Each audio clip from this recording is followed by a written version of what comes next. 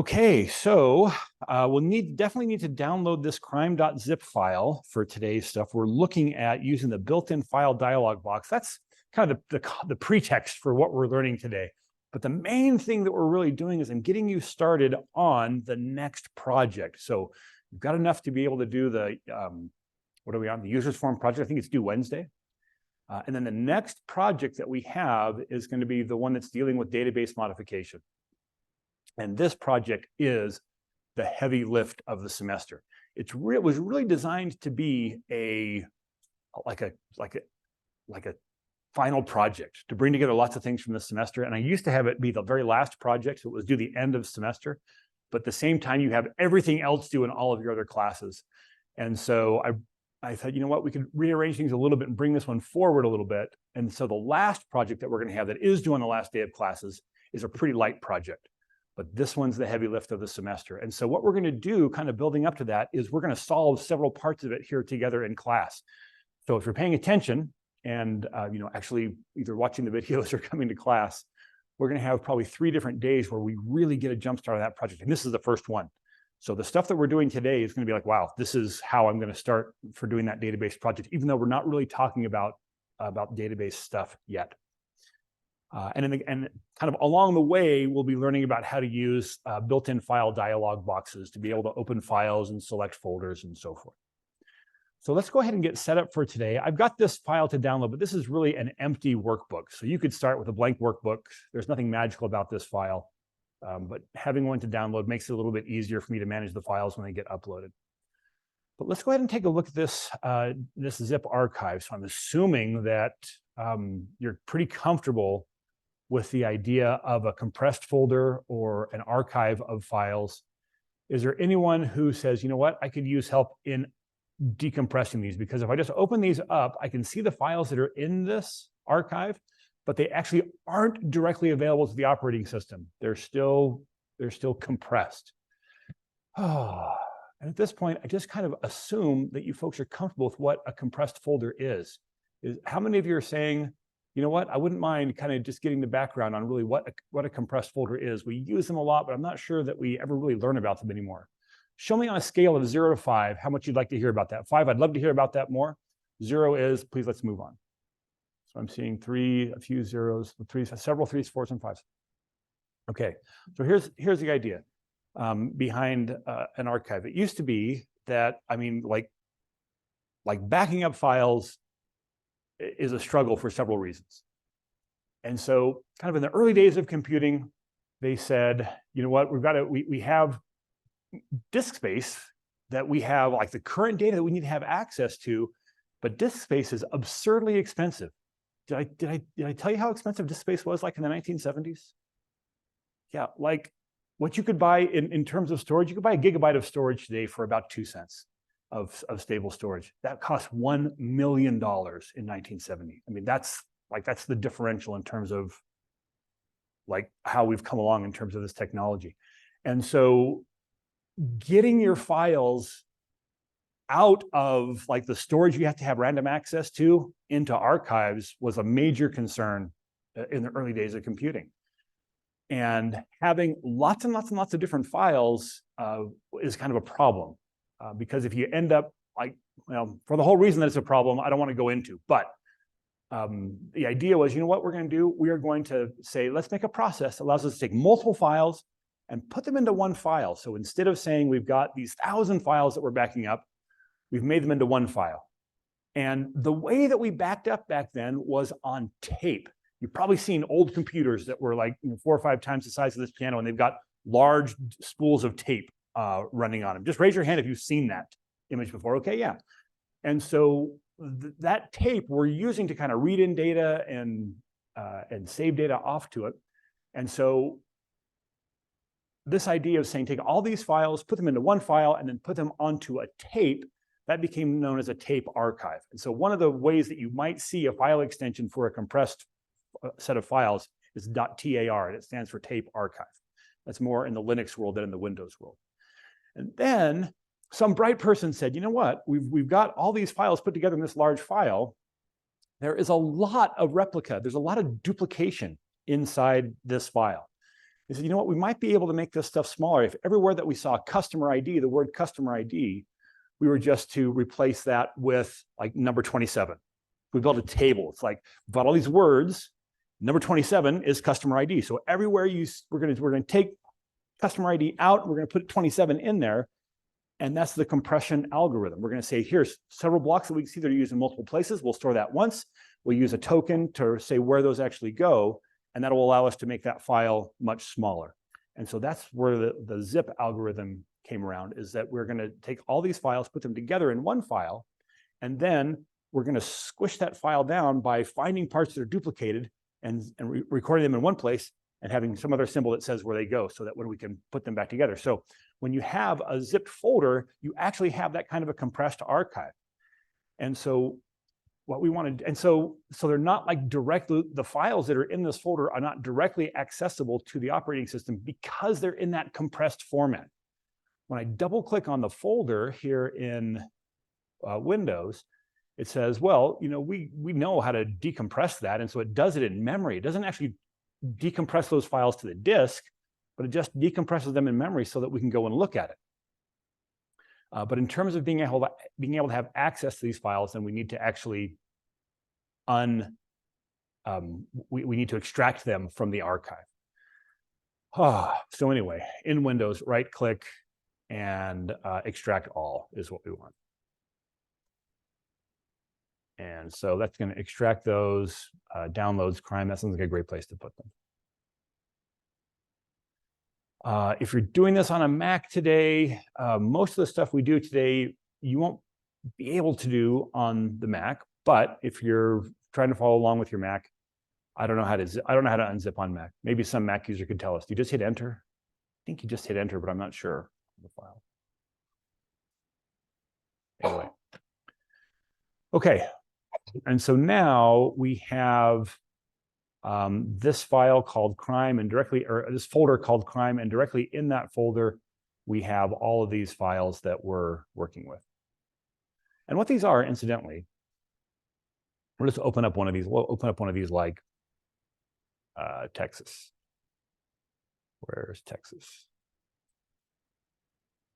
So this data, I don't think we've seen this data before. Have we seen this data? This is from the crimes known to law enforcement data set that the FBI aggregates. So basically, the FBI is like, you know what, we'd like to have a feeling for what kind of crime is actually happening in the country. And so it's a voluntary reporting process. So it's not really a comprehensive set of data, but the FBI asks politely to police departments around the country to submit their crime statistics to the FBI, and a lot of them do. And so this is a subset of that data that's actually, it's crimes that have happened on university campuses.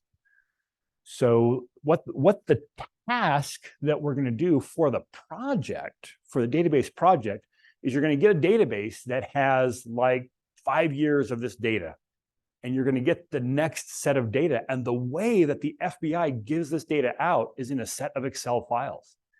It's like, really? You can't give this to me in a comma-separated file? No. Why not? We don't have a good reason for that, but we don't. In fact, I can't really even find them still publishing this data. The most recent year I could find is 2011, which is the data that we have here. And so, in fact, I was looking like back, it must have been around 2010 or so. I was trying to find a good example to deal with for this example in the class. And I came across this data set for the first time, crimes known to law enforcement. I saw that there was one just specifically about crimes on university campuses. I thought that would be great. That's relevant to the class and so forth. And I mean, at least it's dealing with colleges. And but there was like summary data was all that was published on the web. And there was a little note that said, hey, if you want access to this data, email this person. You know, send a note to this email. So I sent a note to this email. Hey, I'm Professor Allen over here at BYU. I'd really love to get this data, you know, for examples in my class.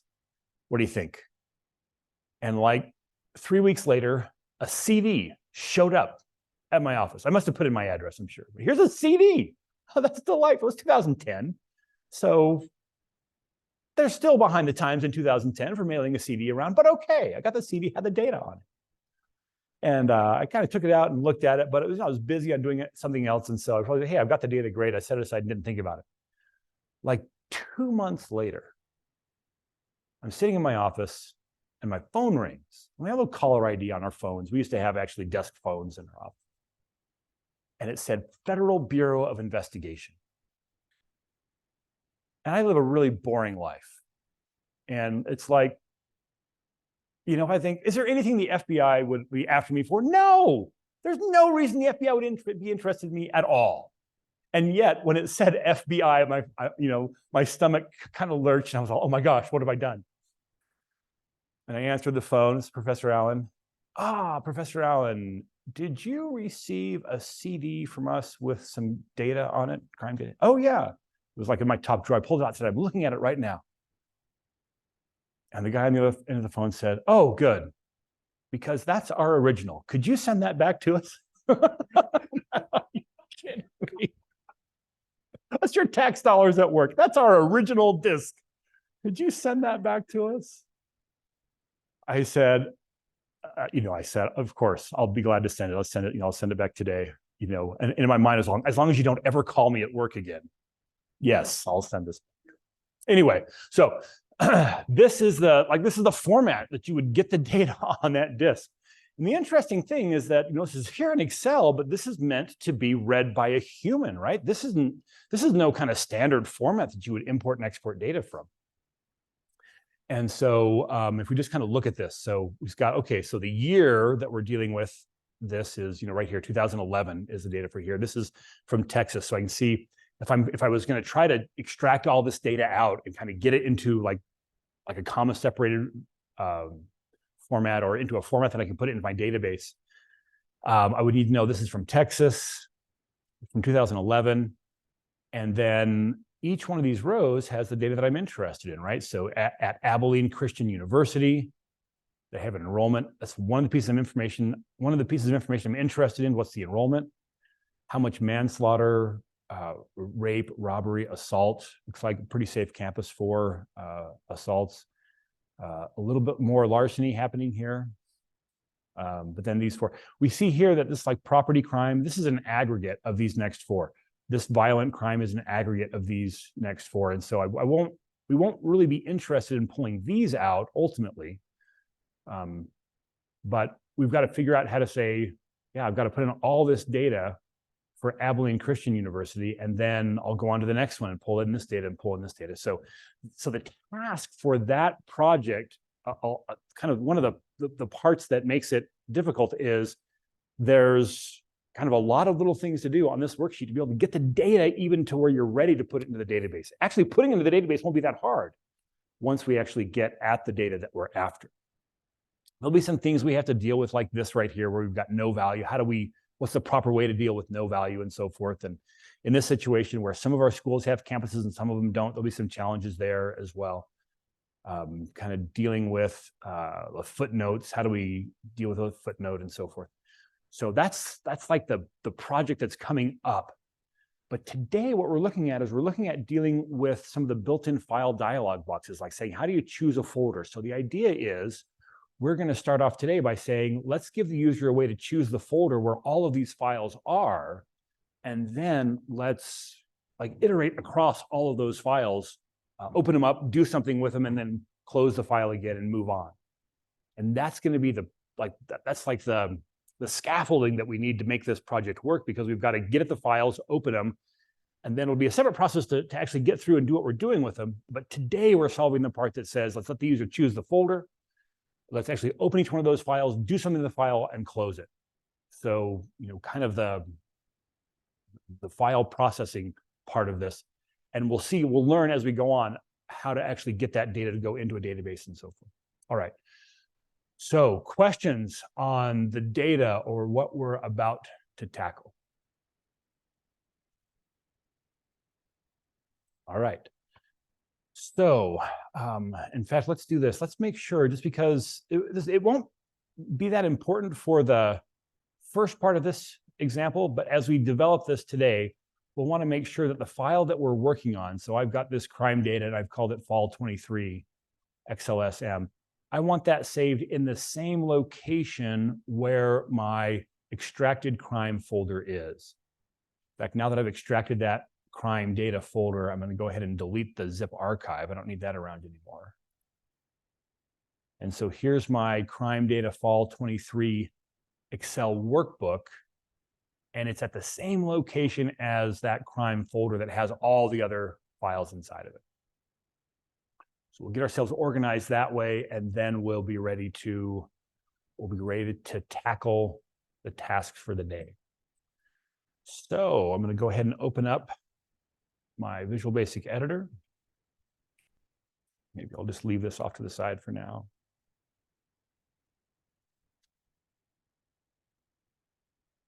And let's insert a module. And I'll make a sub procedure called file dialog.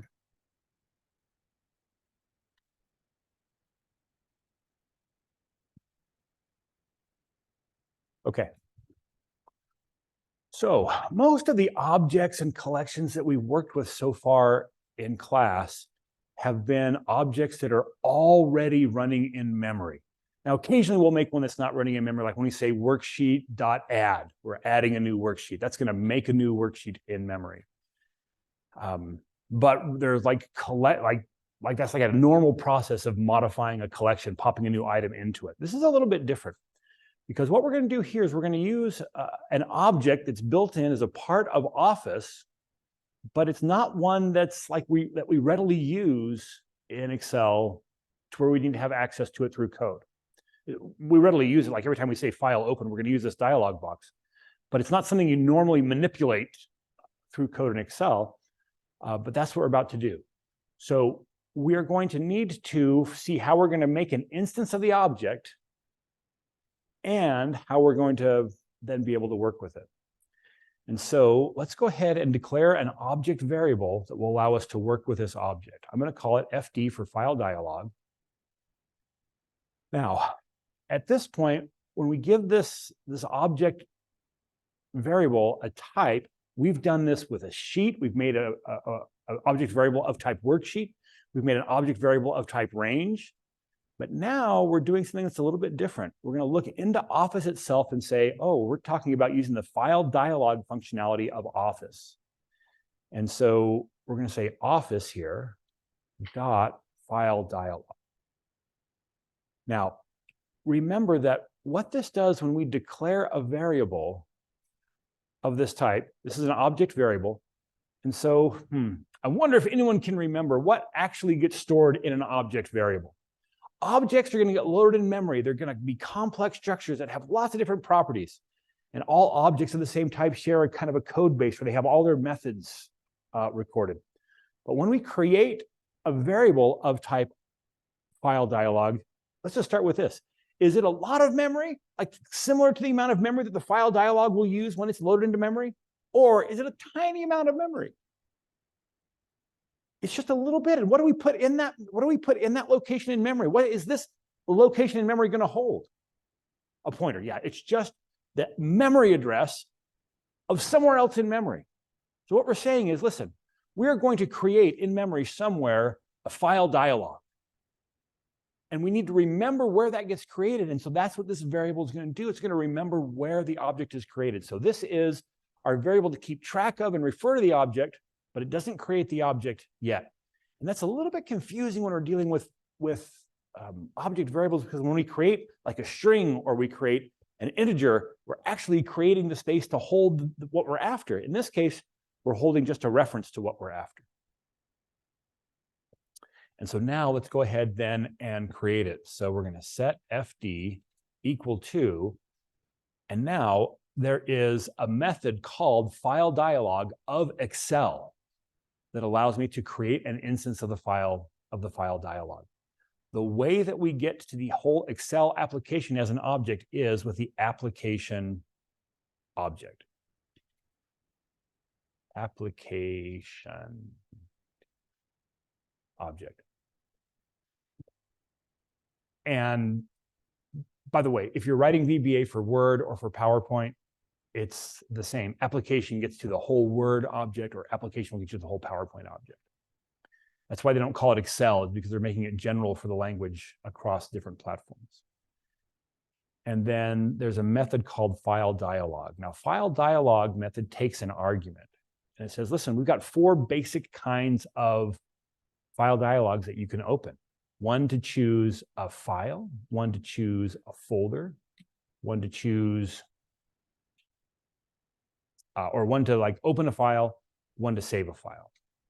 Let's go ahead and choose the file picker. The homework let's do tonight is to deal with a folder picker. It's really kind of similar to what we're doing here. So let's go ahead and use the file picker here.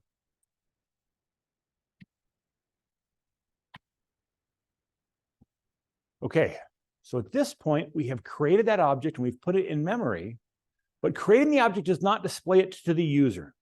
If we want to display this to the user, then we actually have to call the show method of the object. And so here we'll say fd.show, fd.show. And then that should be it. That's enough to actually make this thing to see what this does. So we allocate a variable, we bind that variable onto a newly created object, and then we call the show method of that object. And here it's just giving me a file picker. I can see these files here. I can navigate over here to downloads, come into my crime data, and choose several of these. And then I can say, okay. And it just moves on and says, great. Okay, questions so far?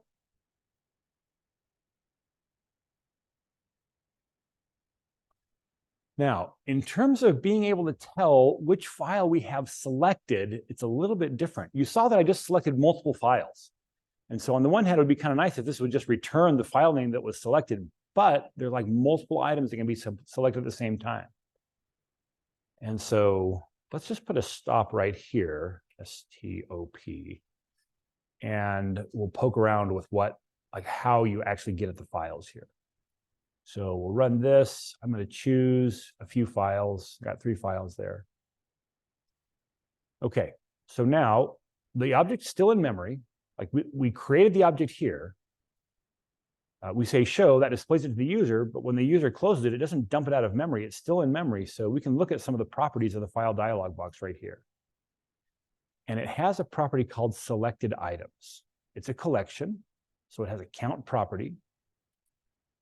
And that tells me, hey, there's 3 items in there. And I can look at like a specific one, .items. Is it items or item? .item sub 1. The collections start counting at 1. And that should be like the path to the first file that was selected. So instead of just sending back 1, if the user has selected multiple items, then I've got this collection that has the path to the items the user has selected. Now, if the user doesn't select anything, then the count in that file dialog box is going to be 0.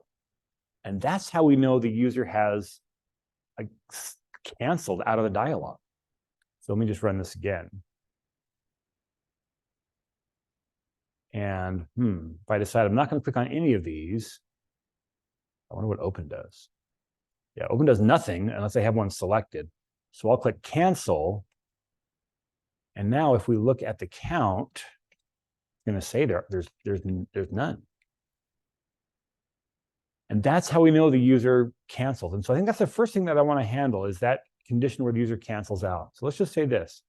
If fd dot selected items dot count is equal to 0, what should I do? Let's just exit the sub procedure.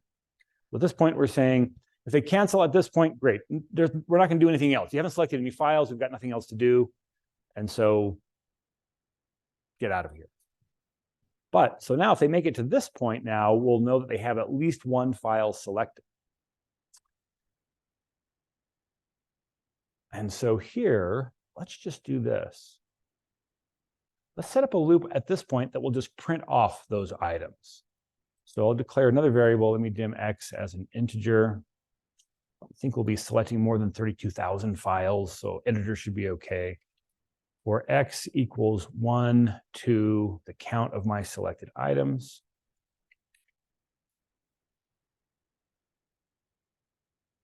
And then we'll just do a debug.print here of our file dialog box's selected items. And then we'll look at the number x1. We'll go ahead and print x as well. So we'll see x1, we'll see 1, comma, and then whichever item is the first in that selection. Don't think we need to stop in here anymore. Debug.print x. All right, so I'll select, I don't know, a dozen or so. I guess I got 9 of them there. And so it's printed off x of 1, Alabama, Alaska, Arizona, Arkansas, and so forth. These are held over from my last output. Questions? How easy is this so far in a scale of 0 to 5? So easy is like 5 is really easy. Yeah, okay. This is not too bad. You're up to speed on this stuff. So next thing I'd like to do is I would like to like limit what this file dialog box is going to show by default. So when I run this right now, and I come over here to all files, like that's all I have to choose from. I'd like to be able to give some other information in here. Instead of all files, I want to say, well, maybe we're only interested in Excel files or files that end in XLSX or something.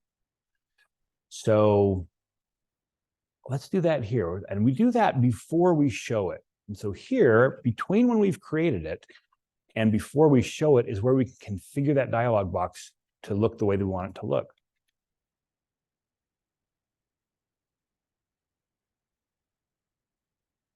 Okay, so the first thing that I'm going to do is, let's suppose that I'm only interested in getting allowing the user to select one file. That's a change. Don't give me multiple files. I'm expecting you to choose one file here. And so it's going to be a property of the file dialog box, and that's, it's the very first one, allow multi-select. We'll set that equal to false. So now with the multi-select property equal to false, if I try to like hold the Control or Shift key down and select multiple files, it just won't. This dialog box now only allows me to select one. It still goes through the selected items. It still keeps track of that one in the selected items, even though it can only put it in, there can only be one of them. It still puts them in the collection, but it only has one in it.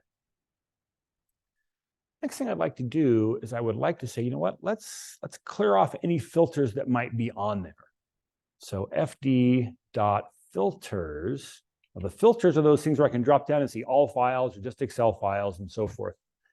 I'm going to say, you know what, I don't know what's there before, but let's clear them all off. And then let's add in the ones that we're interested in. fd.filters.add. And so now the description is like the text that the user is going to see. And so I'm going to call this Excel files. And the second argument here is which extensions. And this one's a little bit weird because it's a string of extensions, but it's a comma separated list. So I'm going to put star.xlsx,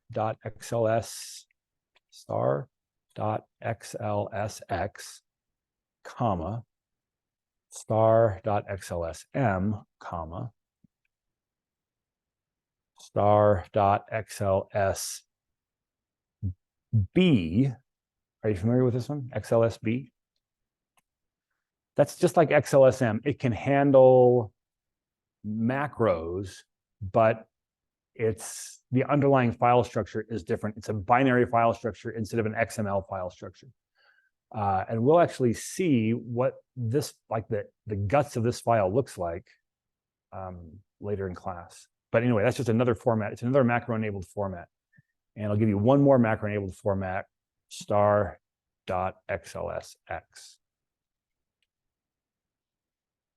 Maybe I'm also interested in data files. So here I'll put star.css CSV, star.txt, star.tab separated variable. I don't know. The only three I can think of at the moment. And then, I don't know. What else should we do? Why don't we do Word files? Well, could it be that we would want, like in Excel, the user to choose a Word file and then for us to do something with that Word file in Excel? Like from Excel, could we say, you know what, open Word and open that file and just like change the contents of that file and save it or read data out of it? The answer is yeah. Like you could like totally open up an instance of Word and control that from inside of Excel. It's a little more work than controlling the things that are native to Excel, but it's possible. And so we'll just put one on this one, star.docx. Maybe we'll give it star.docm as well. docm is a macro-enabled Word file. All right. So now I'll run this. And the point here is that, so we've got our Excel files and it even shows the filter that's there. But then we have these to choose from as well. So right now I've got these Excel files. If I choose my data files, I don't know where I'll have to go to actually find a data file here, or a Word file. Go to documents. Maybe I've got something in documents. I don't know. It doesn't look like it. But the point is, you can control what the user is seeing here at this point.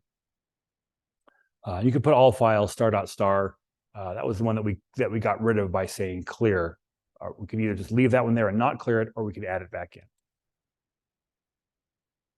Back to downloads, back to crime. Oh, looks like we've got some, I've got some docx files here, the midterm practice files here. Okay, questions on this? Yes. Oh yeah, that should be XLS, thanks. So this is pre-2007 format. That's what Excel files were named, like from the beginning of time up until 2007. The extension was .xls. And you can put macros in an XLS file. Okay. There are several other properties and methods that you can deal with, but I think this gets you the feeling of dealing with the file dialog. So the next thing I'd like to do is like send this off to actually do something. So instead of false, let's set this to true. We'll let them select several files, and then we'll send those files off to be processed.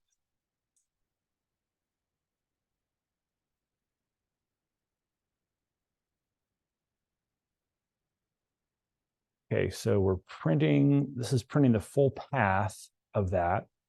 Let's now add another subprocedure down here. And I'm just going to call this process one file.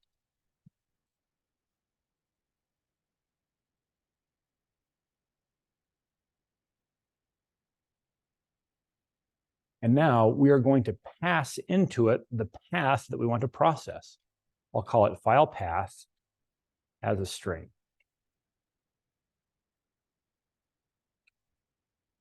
We haven't done this a whole lot to where we're passing a variable or passing a value into a function, or in this case, a subprocedure. Show me, is there anyone who's saying, hey, I'd like to remember what this syntax actually means here when we put something inside the parentheses? Show me on a scale of 0 to 5. I'm totally comfortable with that. Would be a 5. We could use a little review on that. Would be like a 1 or a 2. A lot of 5s. A few folks are a little lower here. So here we can actually declare a variable inside the parentheses of this procedure. It's a special variable called a parameter, and this variable will get its value when we call this subprocedure. So I'm going to go ahead and print off this path to the file we're going to process. Then I'm going to call process one file, and I'm going to send it that path. So when we print this thing off up here, we can see that path. So that's what we're getting here when we print. But now I'm going to send whatever that value is into this subprocedure called file path. So up here, I call it FD selected item sub X will get me to the one I'm after. Down here, I'll have that same information, but it will be the file path will be the variable that's referring to it.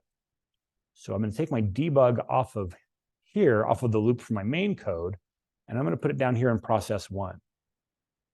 So now to print that path, I don't have access to the file dialog because that's declared here locally inside this subprocedure.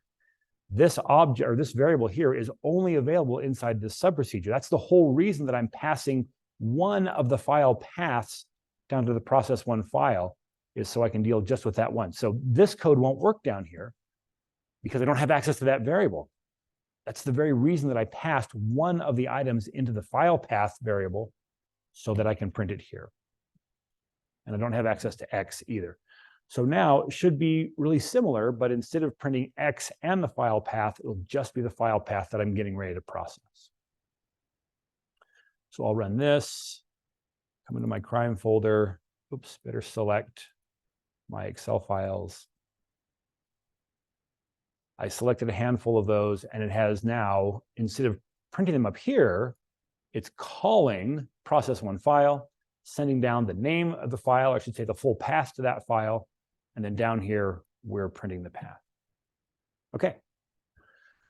So this structure will be pretty good for us to work with, because as we're working through processing all of those files in like all those text files to get at the data, or the Excel files to get at the data, now I've got just one at a time that I can work with. For example, I could make like a debugging subprocedure here, call it my Acme sub runner. And now I can call process 1 file, and I could send it one of these files to work with. So here, instead of up above where the user is choosing the file and then, or a set of files, and I'm sending them off to be processed one at a time, here for my little debugging experience, I'm saying, you know what, I just want to work on the California file. And so when I run this one, it will just send that known path to this one to work with. So that now, when I run this one, should just print off the path to the California file. So I've separated the part of the problem that is like cranking through all the files with, now let's just write a procedure that deals with one of these at a time. And let's go ahead and do that. All right, so I'm going to want to open that workbook, whatever workbook this path points at. I want to open that workbook and start to look at the data that's in it. So I'm going to declare a variable to refer to that workbook. I'll just call it WB as a workbook. I'm also going to want something to work with the sheet. I'll just call it S as a worksheet.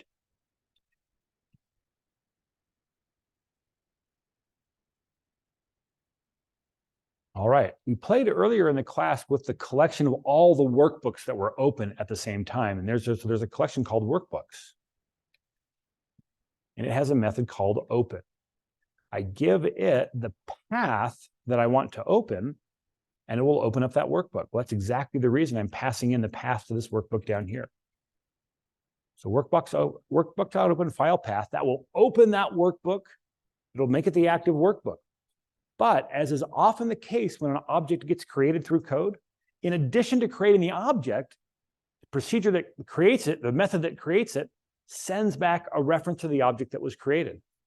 And I'd like to capture that so that I can then later manipulate that workbook and know exactly the one that I have. So instead of just saying workbooks.open, which would do the trick, I'm going to say set my workbook variable equal to workbooks.open. But now that I'm doing something with what this function returns, what this method returns, I have to put the arguments that I send to the method in parentheses. So now that will open the workbook, and it will give me this variable to be able to close the workbook, like wb.close. And I'm going to say, you'll notice that the first argument here, save changes, I'm going to say false. Save changes false. So if I do anything to change the file while it's open, I don't want to save it. It was probably a mistake in the first place. Just close the workbook. Don't save the changes. Don't prompt the user if they want to save it. Put a stop right here so we can kind of see this happen. So now I should be able to come up here and run my sub runner. It'll open up the California file. Here it is open. And we're stopped right here, but as soon as I get to this WB close, it should cause that file to close. I'll just go one line at a time with F8, close the file, and now we're printing off the path again. Probably should print the path first, so I'm just going to go ahead and move that to the top after my dim statements.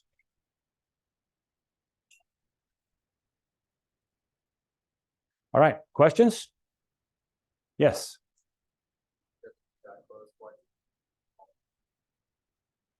So the question is, what does the false do here? WB.close closes the workbook. And if I haven't made any changes to it, it would just close. But what would happen if I said close the workbook, just like using Excel, close this workbook, and I've modified the data? What's Excel going to do? What's that? Yeah, it's going to prompt the user. You want to save the workbook? And I'm saying, I don't want the user to make that choice. Don't let the user choose that. I'm in control here. And so by putting false here, it says, listen, if it's been changed, don't prompt. Just close it. Don't save. Don't prompt. A sully. That's what that's doing. All right. So what do I want to do with this thing in between? Well, let's go ahead and bind our work. Oops, this should be worksheet. We want this S variable to be a worksheet variable. And I'm going to run this again. And what we'll see is that all of these workbooks only have one sheet. And the name is different depending on the state that it's with. So I would like to just get a variable bound onto that sheet, and that's what this S object variable is. So I'm going to come here and say set S equal to WB.worksheets sub 1. So now S will bind on to the very first worksheet, and now I've got a variable that I can connect onto that worksheet with without having to refer to the active sheet or the active workbook or whatever. Just S will be connected onto that sheet. And why don't I just go ahead and extract the year out here? Dim YR as a string. How am I going to pull the year off of that? I got to pull 2011 off of the sheet. How am I going to get it? Yeah, it's just the right 4 characters of that particular cell. So the worksheet S dot cells, or I could do range. Oh, you know what? I probably don't think I've ever shown you this one. Maybe I did. If you have a hard-coded cell, like in square brackets, you can just, like, without even quotes, you can just put like the cell reference A4 in square brackets, and that's a reference to that object. Dot value. And I don't want the whole value. I want the right of that. How many characters? 4.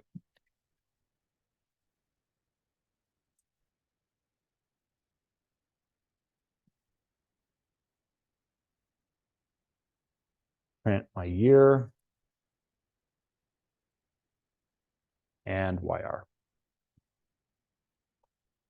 So now if I run that again, it's printed off the 2011. It's read that 2011 off and it's ready to go.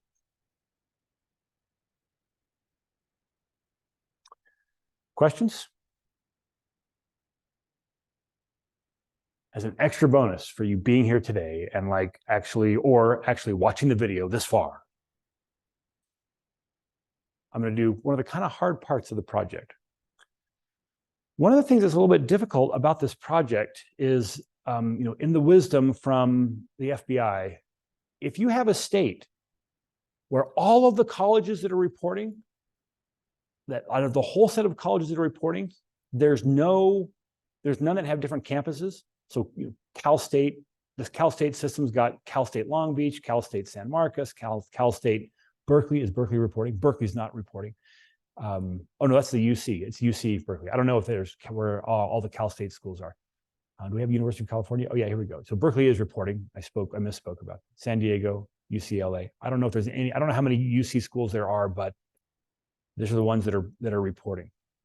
But if a state has no reporting schools that have different campuses, the campus column is just gone. It's like this. The file looks like this, which means you got to figure out, where do I go looking for the data? Do I have to look for the enrollment in column B or in column C, depending on whether there's a campus column or not? And so I think a simpler thing to do is to say, let's just check B5 and let's see if it says campus. If it says campus, outstanding. If it doesn't say campus, what should we do? Yeah, let's insert a column there so it pushes everything else over, so we know that the data starts in column C. So let's just go ahead and do that right here as well. We can just put an if statement in here. If, what is it, B5? If B5 dot value is equal to campus, actually, if it's not equal to campus, so here's how you say not equal to, less than or greater than. Not equal to campus, then we just want to insert that column. And so that's columns 2.insert.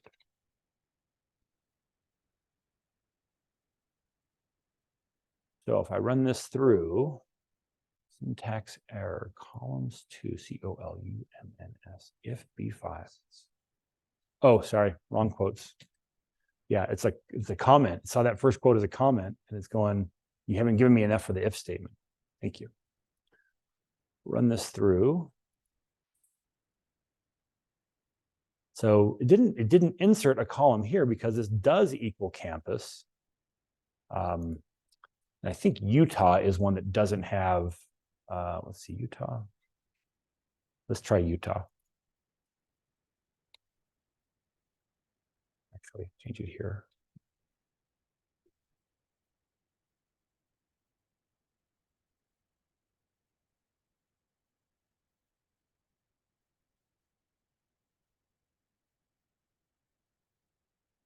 Close California. Run it again with Utah. Oh, yeah, that's exactly what I expected. Because by the time we're breaking, we've already done the insert. So you'll see there's no campus column here in Utah. And so it identified that and inserted the column so the data starts in C instead of starting in B. If I were to stop, probably should have stopped that. Should have stopped that before. Let me just move the stop up by 1. So now when we run it, we see that it comes in here. Student enrollment starts in column B. I'll step through this. That is true, and so it does the insert. And now it'll close the file. And here's the reason we want that to be false, so that we can kind of get this file structured the way we want it to be able to work with it easily, and then close it so that the next time we encounter it, it's still in its base configuration.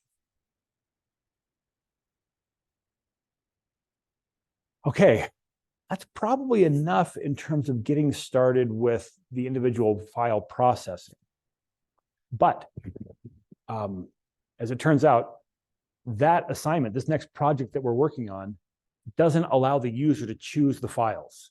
The files are chosen deterministically based on a known path from where the Excel file is. So that's the reason that I want this Excel file to be located at the same place as where the crime data folder is, because we're going to use the fact that we're expecting to see a folder in the same place. That's how we're really going to get at those files. So this process1 file is just what you need, process1 file for the project.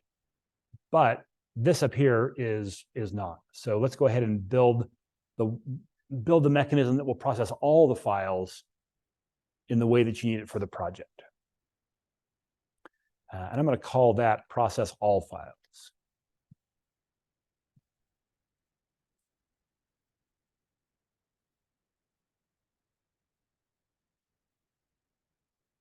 All right, and we're going to get introduced to a few more things about dealing with files and folders here in VBA. So the first thing that I would like to do is I would like to see how, like, what's the native way to iterate over like all of the files in a folder. And so let's just go ahead and see what it takes to do that. So for this example, I'm going to need a variable called file name. Take that as a string. And let me also make another one called file path.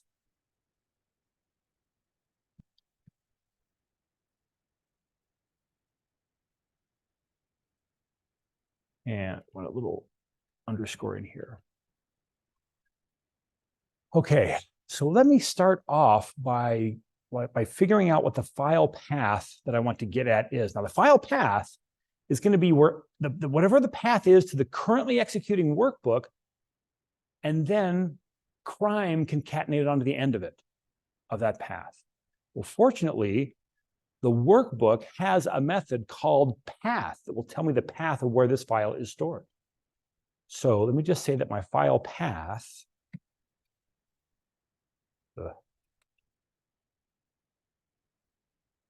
equals this workbook, the workbook that's executing the code that holds the code that's currently being executed, dot path. Now I'm going to concatenate onto that. That's going to be like the path up to here. That's going to give me, without that slash, that's going to give me that, because that's where this file is. I want to add on to there slash crime slash, or I should say backslash crime back. It's actually backslash if I'm on Windows. It's slash if I'm on Mac. So as it turns out, your application object can tell you what the proper path separator is for whatever operating system you're working on. Application.path separator. If I execute that on a Windows machine, it gives me a backslash. If I execute that same line on a Mac, it will give me a forward slash. So what I'm going to say is take that path, file path, it's the path of the workbook, concatenated with my path separator. I need that slash.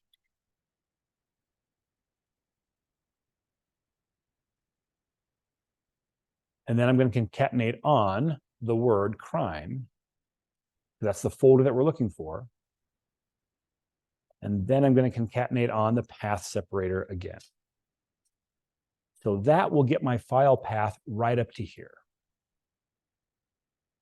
That's good.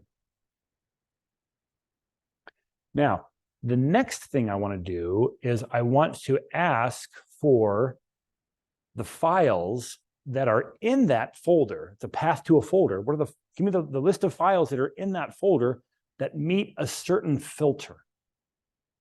So here, I'm going to say file name is equal to, and there's a statement native to VBA called dir.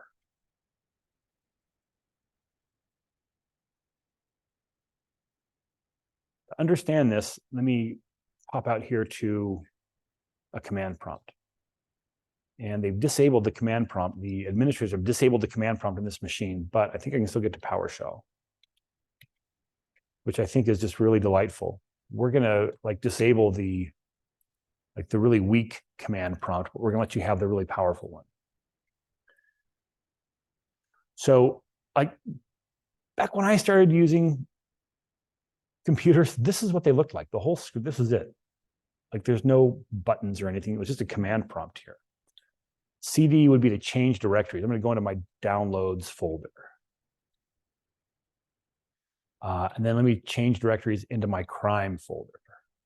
Okay, now once I get here, I can type this dir and it will show me a list of all the files. It's a listing, it's a directory listing of the files. But what I can do is I can add onto it a filter. I can say dir star dot, well, let's do this. Let's do m dot star. this will be the files that start with M.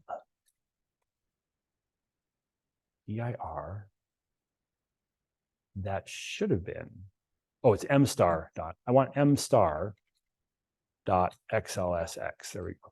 So this says we want to see the files that start with M, then have anything, and then have .xlsx.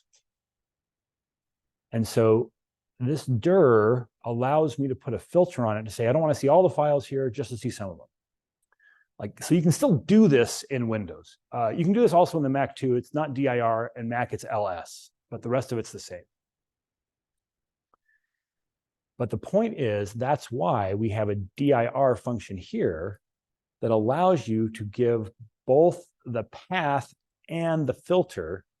We kind of come back one more. Let's do this. Let me take this full path here. And I'm going to change directories to my root. So I'm way up at the very top of my file structure. So I could do dir. I could give it the file path that I want and m*.xlsx.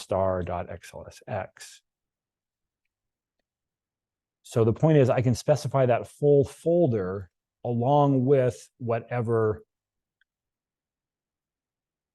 filter I want to put on it as one argument. And that's exactly what we do over here in VBA. In parentheses now, I put the path that I'm after, and I'm going to concatenate on the filter that I want, which is star.xlsx. I only want to process XLSX files here. So let me do a debug.print of my file path.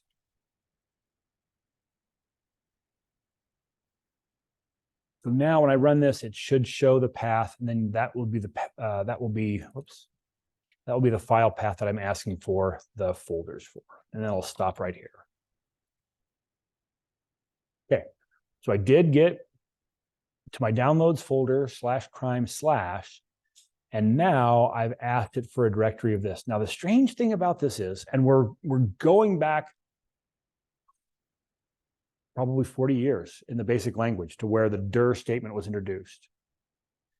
This is really strange because what happens is it does not send back a list. It does not send back a collection of the files or an array of the files.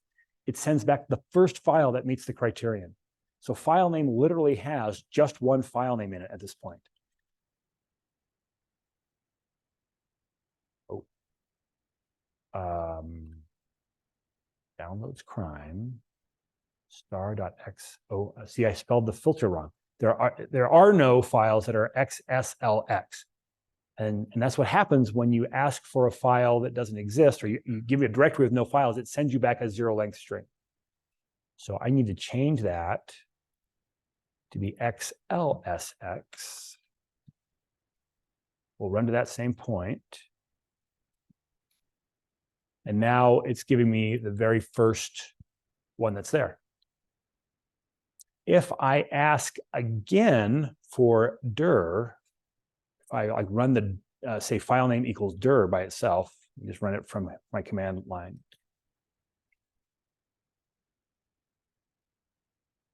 Like dir without telling it where to look or a filter, it'll say, great, I'll just give you the next file name. So now if I look at file name, it's got the next file in it. And so making subsequent calls to dir without telling it where to look will just get the next file name off the list that it's maintaining in memory. It's a really strange way to do it by today's approach to programming. But like in the early 1980s, this was like normal. Okay, so now all I'm going to do is set up a do loop. Almost every do loop we've done, we could have done with a for loop pretty easily. But this do loop is going to be different. So let me do and loop, put a do events in the middle of this. Do events. And I'm going to do until file name is equal to a 0-length string.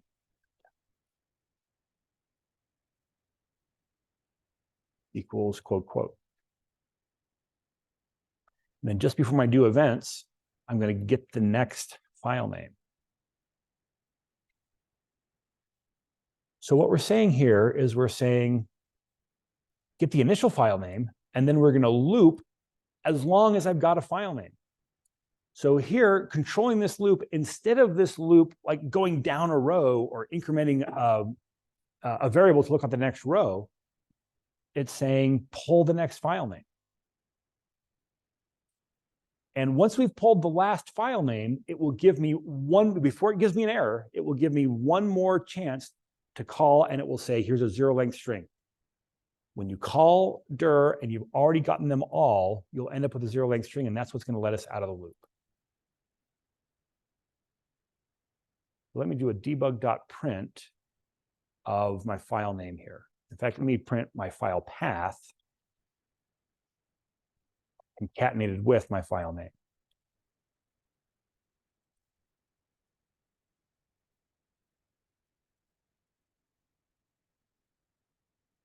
So now I should expect that to, if everything goes well, I'm going to save because I've got a loop that I'm not especially sure about.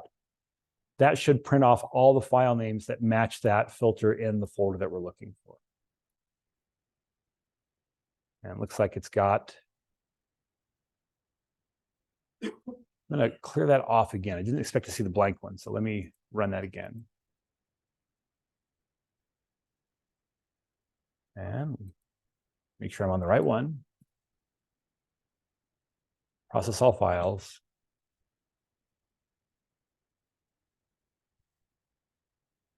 Oh, that's this one. Okay, so that print is printing off just that path, and then my loop is printing off all those file names.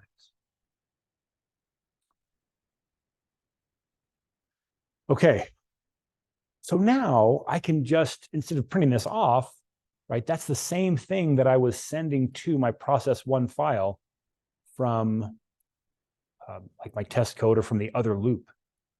So now I could just call process1 file with that and we'd be in good shape.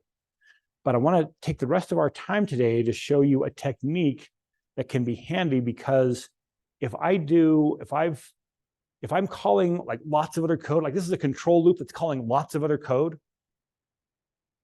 If that other code makes a call to dir, it's going to completely interrupt the list that I'm working on, because I only get one list of files to keep track of at a time.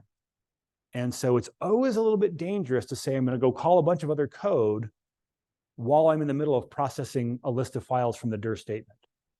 So rather than do that, I'm going to use this loop to load those into my own collection, and then we'll process that collection by itself, because once I put them into a collection, it's going to be stable. I don't have to worry about a subsequent dir call interrupting the list that I'm working through.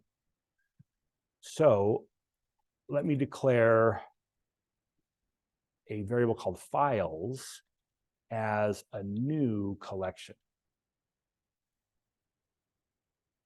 Let me do files as a collection first. We'll make it a new collection later. Or maybe we won't. I'm just going to say set files equal to a new collection.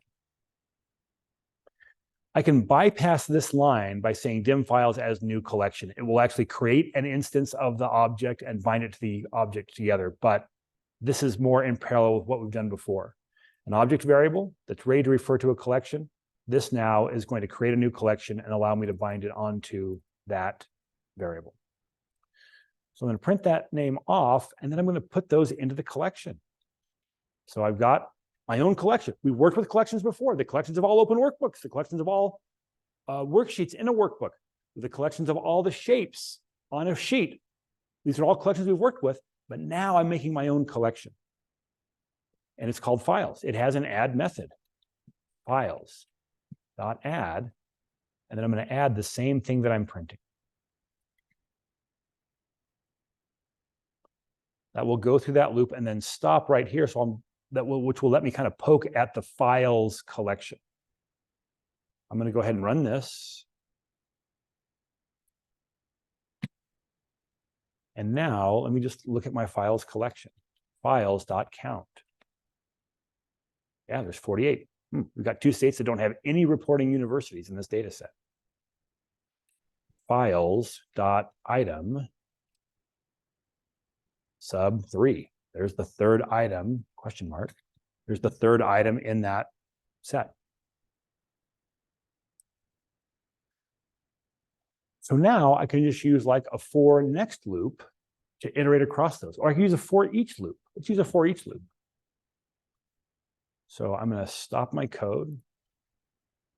I'll dim a control variable for my for each loop. Dim one file as a variant.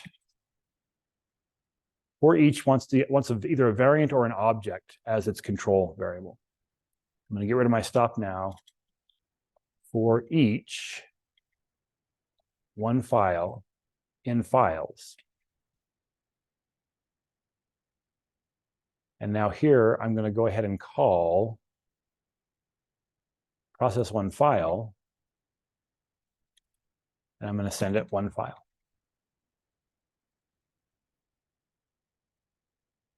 So that should go through, and I open and close every single one of my files. Did I have a stop in here? I'm going to get rid of the stop out of my process one file. I'm going to save because it'll take a minute or two to run through these, and that's all we have left in class. But now this loop then loads up my, very, very quickly loads up my collection with the full path to each one of those files that I want to process. And so I don't have to worry about a subsequent call to dir interrupting what I'm doing. And then this one will then just process through them. I'm going to go ahead and run that, and we'll call it good if it works. One file is expecting a string. So let me convert this to a string. CSTR. So my process one file is expecting a string argument. I was trying to pass it a variant. I've got to get the type right. And so now it's going through and opening those one at a time. It's not opening them long enough to see. I've still got the Utah file open, which may cause a problem when I get to Utah. We'll see. That looks like it handled the Utah one okay. Okay, questions? I am not going to tell you when you get to the database project that you got to come back here to start. So if you've ever taken a note in this class, that would be a good thing to make a note of. The stuff we did today is where you want to start the database project. All right, thanks for coming. Class dismissed.